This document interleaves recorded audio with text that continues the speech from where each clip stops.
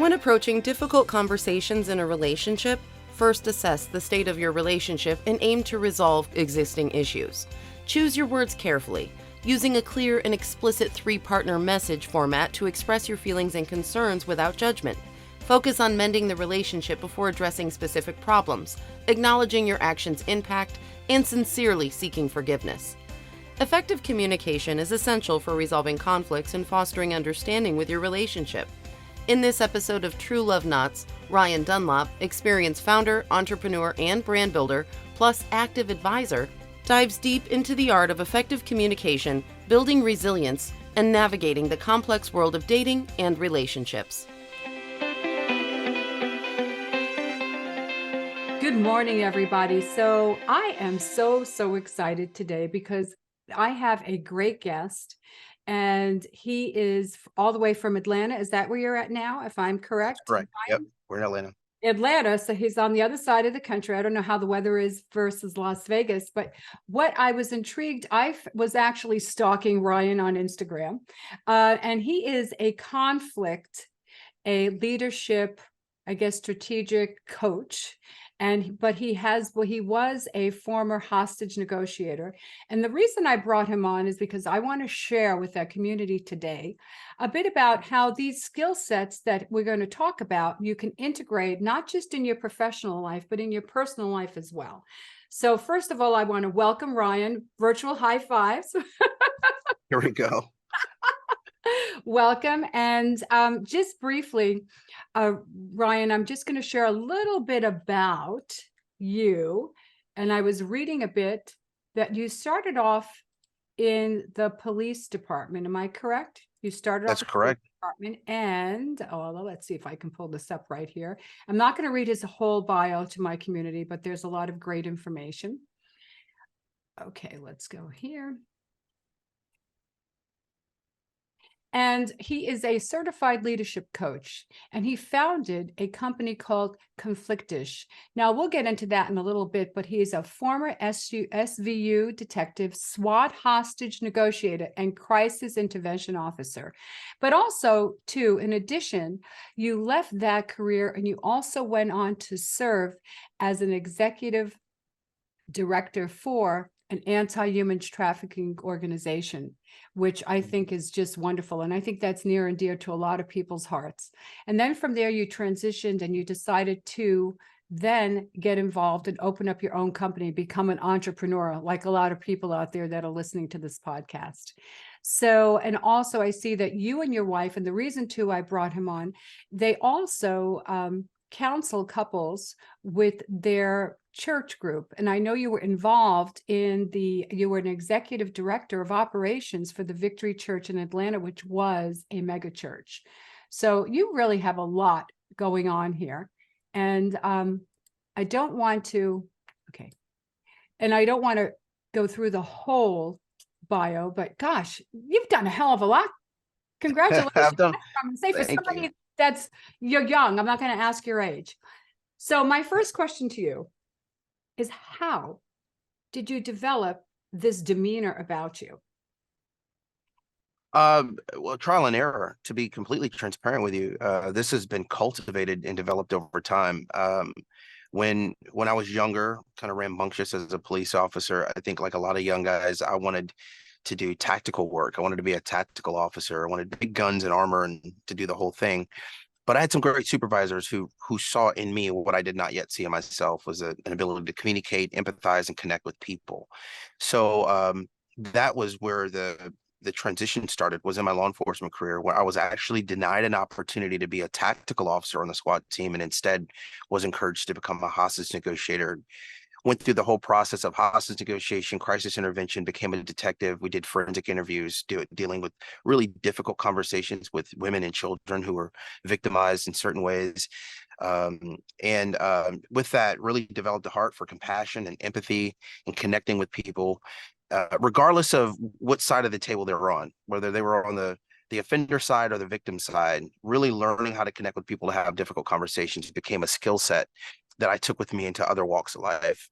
Left law enforcement, went into ministry and refined it. Was in ministry for 6 years full-time before taking over that anti-human trafficking organization and working with victims of trafficking. and then starting this company. So it has been And a bit of a journey. I know, and I was on your website, which is a great website.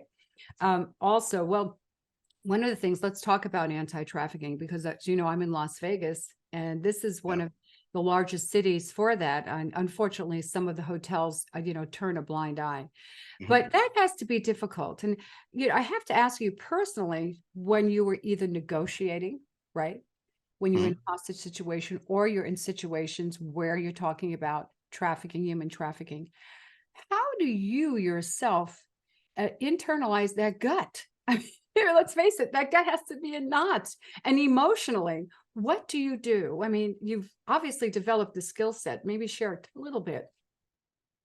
Yeah, I mean, I think the natural impetus for a lot of people is to avoid the things that make us uncomfortable. But in our role, we're required to go through it head first, right? So there is a bit of what's referred to as stress inoculation, where you go through it so much at a high level that some of those physiological effects that the average person might experience when walking through one of those circumstances and situations, we don't necessarily have it so much. We're no longer operating out of our limbic brain, our reactionary fight, flight, freeze, or fawn mindset. We're operating out of our prefrontal cortex. So we're able to think rationally and reasonably.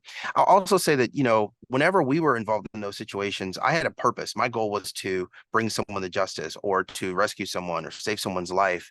And having something else to focus on other than my own emotions makes it much easier. And so when you kind of come out of the interrogation room and go into the boardroom, when we work with high level executives, it's the same thing. Do you have a goal or a purpose outside of your emotions that you can focus on? Put your focus on those things so that you can become an effective problem solver. The other thing I'll add is this concept of making your world small, because when we're under pressure, we tend to blow things up and we catastrophize. And so we think of all of the potential negative outcomes. We think of all of the internal stressors and we're feeling all the things. What we like to try to do is make our world small and solve one problem at a time, how to iterate, make an iterative decision-making process, right? So I can't solve everything, but if I can solve one thing at a time, that'll allow me to get to the next problem and then to the next problem and to the next problem. And by doing it that way, you don't feel all of those knots all at one time. You don't feel all of that stress all at one time. You feel it in digestible pieces that you can actually work through. And I'll tell you this, though, today, I don't know if I could go back and do the work that I did. I'm a couple years removed from it, so it's interesting looking back. I look at some of my own work and I say, man, I did that. That's pretty interesting. So But you know what? Do you think it's more men that are able to decompartmentalize easier than women? Because you're talking about you're just solving one small step at a time. And I think that's great. I see men do that, but I don't know if we women, and are really wired that way.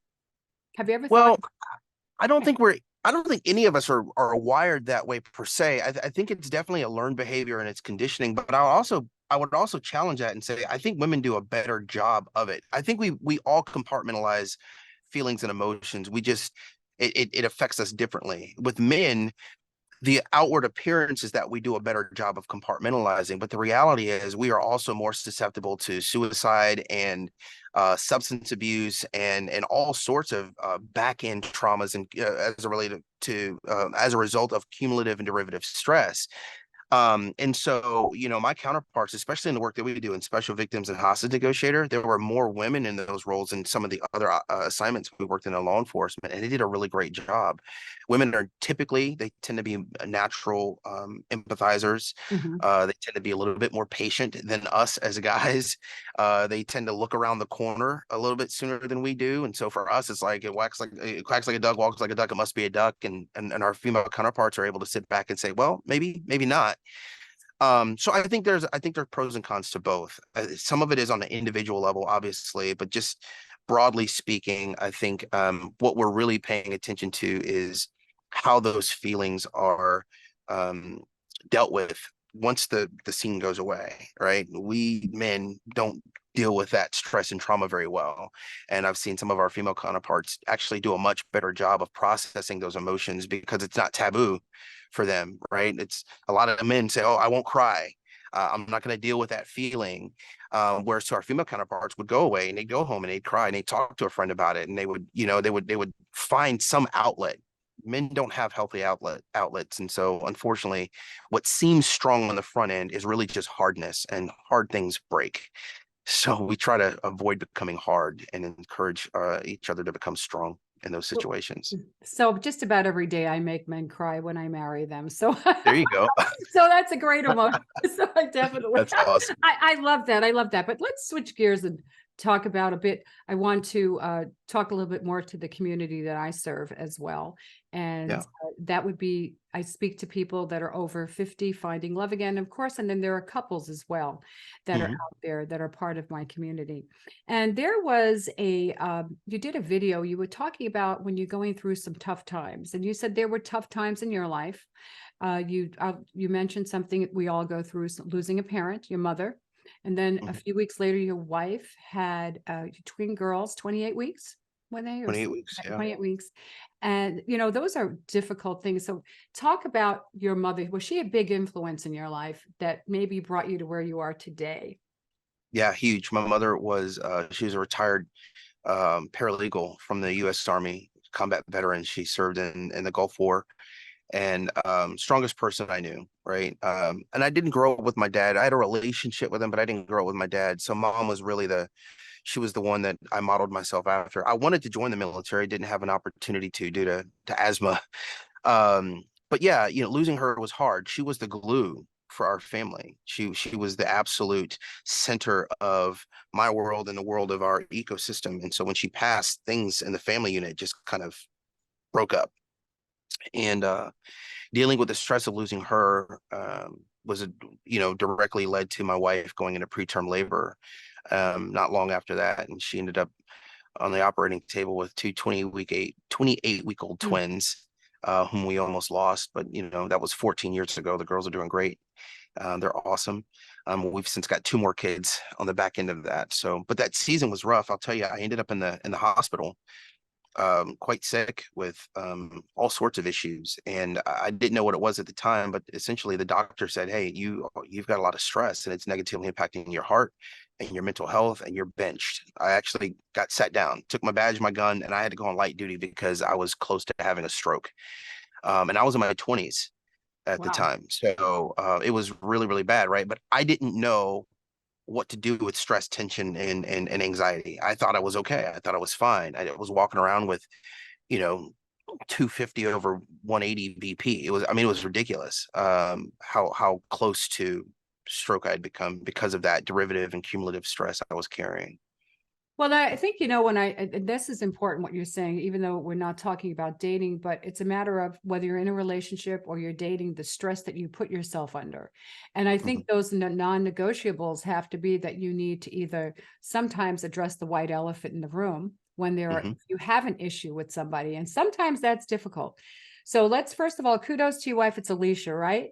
That's Twins, right. and let me, God bless you with twins. So that's all I could say. 14-year-old girls, they're definitely keeping you busy. But Yeah, they are. one of the things is, you said you and I, when we spoke, that you and your wife counsel couples. Mhm. Now, first of all, let's take it and let's just peel this back a bit. What do you suggest, especially with men and women out there that are getting back in the dating world and they're 50s, 60s, like my 70s, so on and so forth? They've had maybe a long-term relationship. They've been divorced. So set this up. What do you think that we as people out there dating need to develop? What skill sets that are important when we're finding a mate so that we don't maybe have conflict later on? Yeah, I think it's very important for folks who are looking for love again to develop a strong sense of resilience. And there are a lot of reasons why we may lack it. The biggest thing I find is that people have a hard time forgiving themselves for either things that they've done or things that they didn't do and should have done in a previous relationship. And so we've got to develop strong resilience so that we don't carry pain, frustration, or even judgments from a past season into the future. The other side of that is we do have to get honest with ourselves about our own ish, right? That's our conflict, our company motto, right? Handle your own ish, because we don't want to be foolish and childish. We don't want to have bad habits that contribute to conflict and tension in any relationship. we want to shoot for becoming distinguished, established, and accomplished individuals. And so that requires us to get honest with ourselves about ourselves. So whenever we're doing couples counseling, we always say, draw a circle, step inside the circle, and work on everything inside the circle. And it's the hardest part, because typically, whether it's conflict resolution, hostage negotiation, couples negotiation, what we typically want to do is look across the aisle and say, fix my spouse, fix my significant other. They've got issues. And you can't do that. You can't fix other people.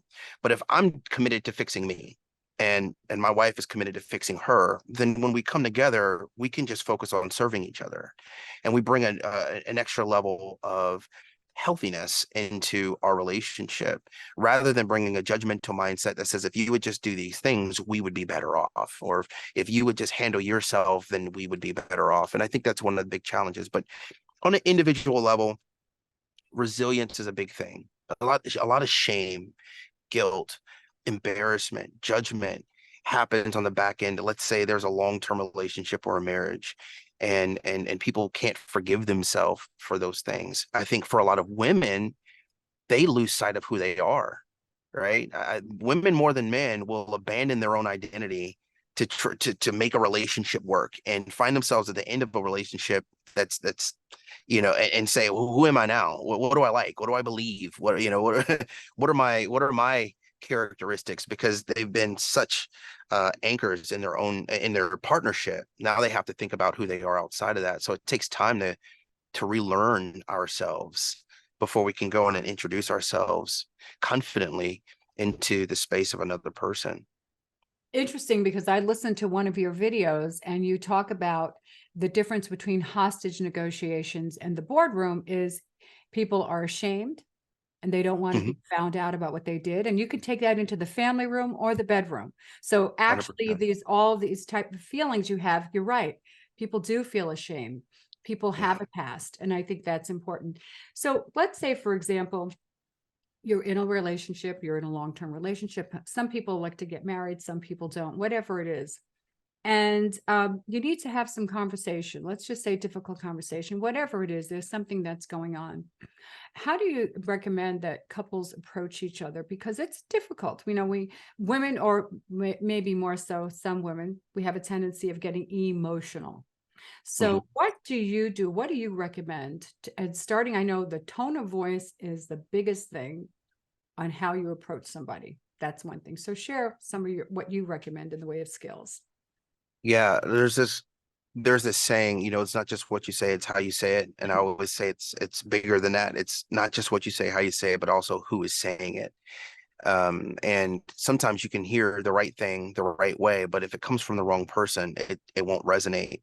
And so there are three things that we have to do. The first thing we have to do is we have to ask ourselves on a personal level, what is the status of my relationship with this person I'm getting ready to have a conversation with? Are we in a good place? And I think we have to answer that question before we start trying to dictate the conversation we're going to have with them. If not, then we've got to solve the relationship before we try to solve the problem in the relationship, right? Always solve people before you solve problems. And you can do that with a simple dialogue and say, listen, I recognize I haven't been at my best. Maybe I haven't cared for you the way you deserve to be cared for. And I want to try to get better at those things. So I'm not asking you for anything. I'm just acknowledging I've dropped the ball in some spaces.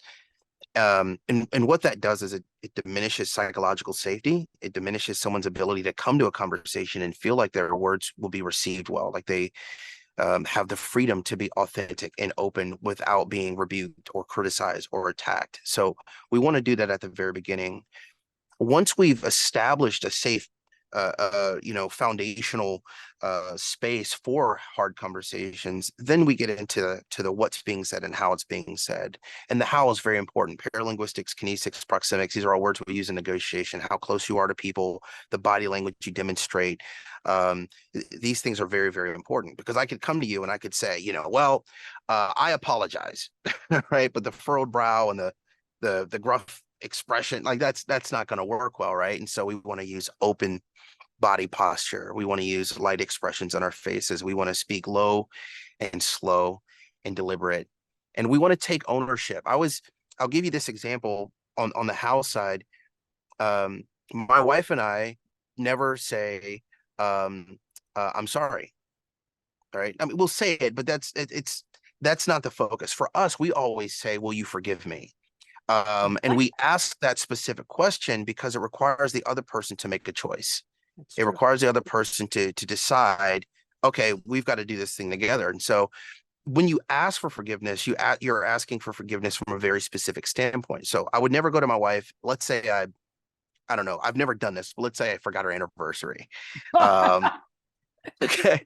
Um, and I go to her and I said, I'm sorry, I forgot. I've been busy. I apologize. I would never do that on purpose. All of that might be true, but what did I convey to her? I didn't convey true guilt or forgiveness. I was almost looking for an excuse. I forgot, I've been busy. So instead, what we would do is we would go forward and I would say something like, um, will you forgive me for forgetting our anniversary? The most important day of our life, the most important day of your life, I allowed to get away from me. And there's no excuse for that. And I recognize that by forgetting that date, it brings a lot of other things into question. And I would never want to intentionally cause you to doubt the yes we gave to each other on our wedding day. Right? I'm not saying anything about the excuses behind why I forgot it. I'm purely acknowledging what I did and its impact on the other person. Right? I can get to excuses later, but I want to acknowledge what I did and the impact it had. Then, right, we got that psychological safety where she feels seen, felt, appreciated, validated, and then we can have harder conversations. So those are the things. Make sure the quality relationship is good. The why behind the how is important, right? We have to make sure that the why behind the how, what we're doing is important. Because if you just say I'm sorry, you're looking for things to just go away. It's not going to work well. We want to say, I acknowledge that I did something that caused you harm. This is the harm that I know it caused. Will you forgive me? And then can we work through mending things on the way, moving forward and things of that nature.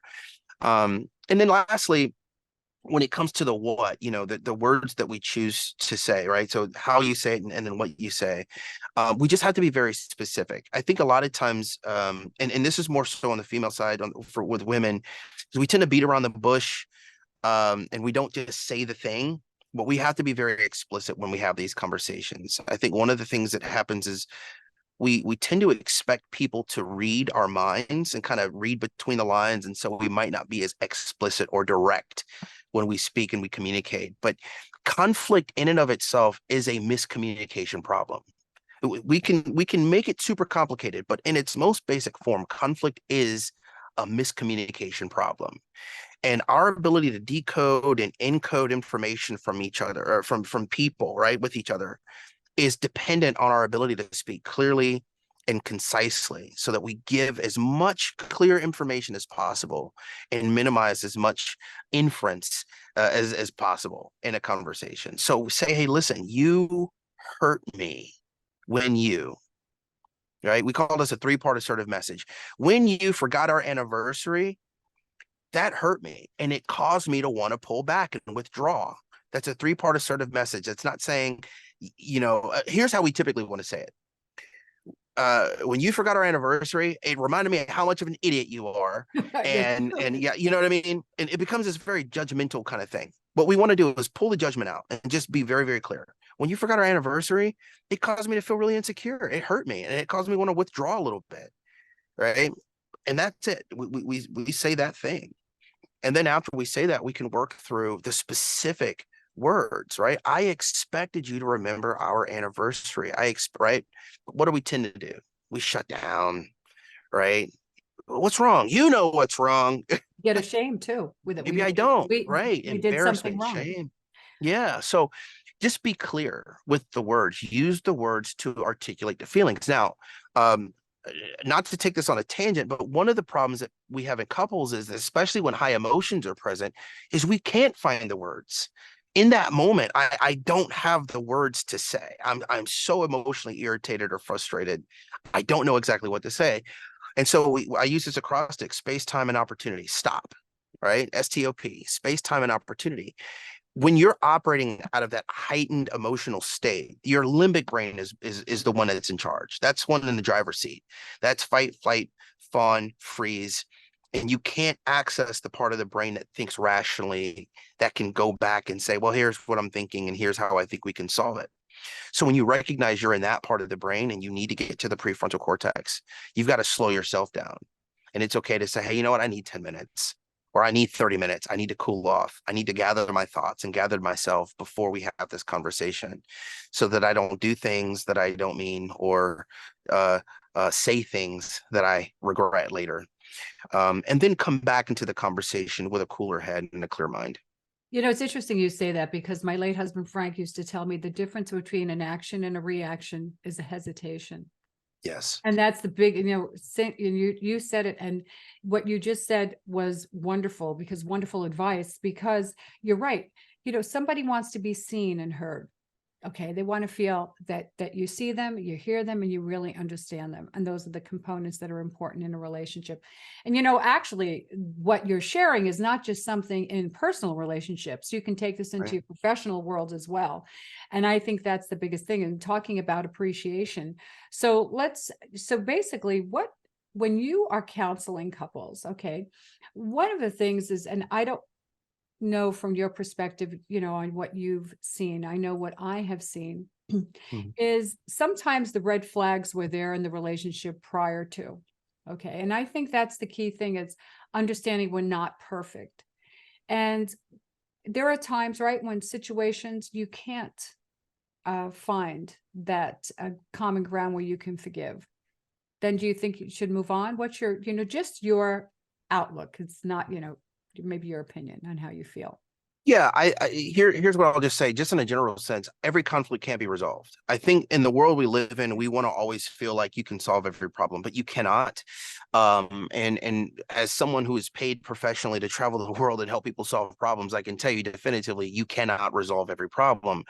What we look for is reasonable rationalness, or rationality and readiness. Those are the three things. Everyone in the conflict has to be reasonable, they have to be rational, and they have to be ready for peace.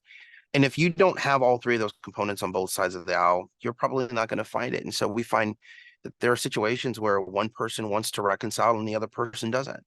One person wants to bury the hatchet and the other person can't.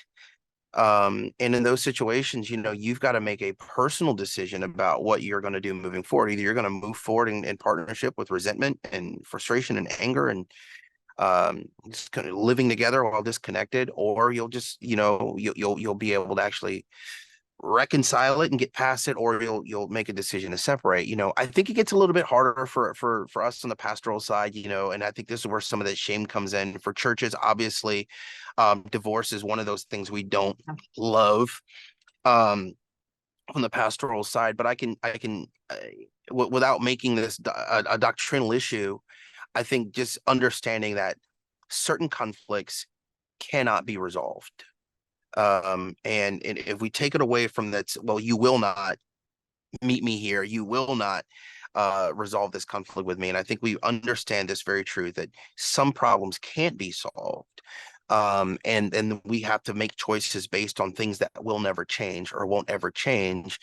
I'll tell you, for me, personal safety is an absolute paramount decision to consider. If you are in a situation where you are unsafe or someone else in your family is unsafe because of an intimate relationship, get out. Okay. I spent way too much of my time in SVU with people who were victims of intimate partner violence. That there's never an excuse to stay in those situations. There are reasons that people stay in those situations. They may not have the financial stability to leave. They may not have a mechanism or a place to go, and I recognize that. But in those situations, as soon as possible, get out of dangerous situations. I think when it comes down to one of those moral, more like a irreconcilable differences kind of thing, then my push is try harder. Typically, we just haven't tried. Like, okay, just try harder first. Before we just decide, well, this is just not going to work out, right? But personal safety is very different than personal comfort. Okay. that I'll leave it there. And I think what you said is a lot also, because it's before you get into a relationship, recognizing what your negotiables are, your Yeah. non-negotiables, and what you need. But you did mention something. You do travel the world, and you have an opportunity to meet different leaders all over the world. And I think that's just amazing as far as what you're doing. And there was one thing I wanted to ask you before we close this, is I noticed you were talking about with people that feel that there's favoritism, especially in the workplace. You can even feel that in the family too. And one of Yeah. the things is what happens is we hire people, or right, because they have the great skill sets, they have the ability. Yeah. But then there's always that connection that they have to make, okay, with Mhm. that chemistry. And I thought of something of what your thoughts are. I'm reading this great book, Charisma, by Vanessa Van Edwards. I don't know if you know who she is, Science of Mhm. People. She said, most leaders need to have, and it doesn't matter where you're leading, two things with charisma. You need to have warmth and competence, right? So we need to know that we can trust you and that we have your back. So I guess, would you say in the business world, right, when it comes to favoritism, to recognize you need to have good relationships with other people besides being competent? 100%. Yeah. We hire for competency, but we retain for chemistry, and Like and dating. It's like, that's exactly what it is, right? And so on the front end of a relationship, I bring you in because you check all the boxes. But then when we actually spend time together and we've got these connection points and these experiential connections that we can point back to, that's where chemistry comes in, and that's when we actually will remain connected. And that's why favoritism happens, right? You'll find a boss or someone in an organization who trusts someone that they can connect with more than someone who's super competent. And we have to recognize that someone can check all the boxes and still rub us the wrong way. And someone can miss all of the boxes and we still feel safe with them. We still feel connected to them. So it's not an either or, it's a both, right? You need to have the requisite skills. You need to be able to check the requisite boxes, but then you also have to be able to have that deeper connection that allows for more engaged collaborative work, for trust to manifest, for I love sure. that. I love that. I think that's great. So what's on your horizon? Are you going to be traveling? You said October is a busy month for you. It is. October is a very busy month. I'll be closing out work this month with a client in Germany, and then we are all over the place in October. We're traveling all over the states. We'll be up north in the south. We'll be Midwest, just traveling, training, and doing some consulting work, helping businesses overcome their conflict challenges. And So that is fun. definitely a need for that. And also, I was looking at your website. Are you going to be offering like a digital course for anybody, or, people in the workplace? So you're looking to develop that as well? Yeah, we'll be doing some coursework. Right now, everything that we do is contained in our private community. So we have a private community. I I think we're saw only that. charging it's like $20 a month right now for that. That might change, but what we do is we do live trainings and we do video content inside that community. So, like you said, you found us on Instagram. We take those 90-second nuggets and we actually expand them into 10-minute videos and explainers with content for our private So you said community. it's $20 a month you're charging? Everybody who Yeah, listens to it right now, currently, jump yeah. on the bandwagon, okay? Uh, Because these skill sets are so important. No, seriously, they are. People don't realize everything you're talking about. It doesn't matter whether personally, professionally, romantically, is so important. Gosh, anything that you'd like to share coming up besides your traveling that you want to share with that community before we close out? No, we're good. We're just glad to be here, and we hope that the insight is helpful. It's kind of strange taking it from a hostage negotiation space into the bedroom, but it really is relevant. You like that? You know, I'll tell you, I've said this. I wrote an article, man, a couple years ago, but I said, being a hostage negotiator was much easier than being a husband, and I think maybe I'll leave your audience with that kind of concept. Relationships are hard. Solving problems with people, living with people, reorganizing your life with another person, it's challenging. So give yourself the grace of recognizing that it doesn't have to look like a Disney movie Yeah. in order to be successful. Some of the best relationships are the ones that have ongoing conflict. But what we say is this is a problem. This is not a problem to solve, it's a tension to manage. some things are going to always be rumbling beneath the surface, but as long as everybody is safe and everyone is relatively happy, you've got a good relationship. The conflict is just what keeps everything spicy. You know what? I love what you said, Ryan. Thank you so, so much. I can't begin to thank you. And I'm going to put your information in, as a matter of fact, in the show notes. So for everybody, you heard this from, I say, the GOAT, okay? The gentleman that's the greatest of all times when it comes to conflict. And you heard what he said, try a little harder. And in the meantime, continue to stay healthy, happy, and safe. And as I always say, spread love.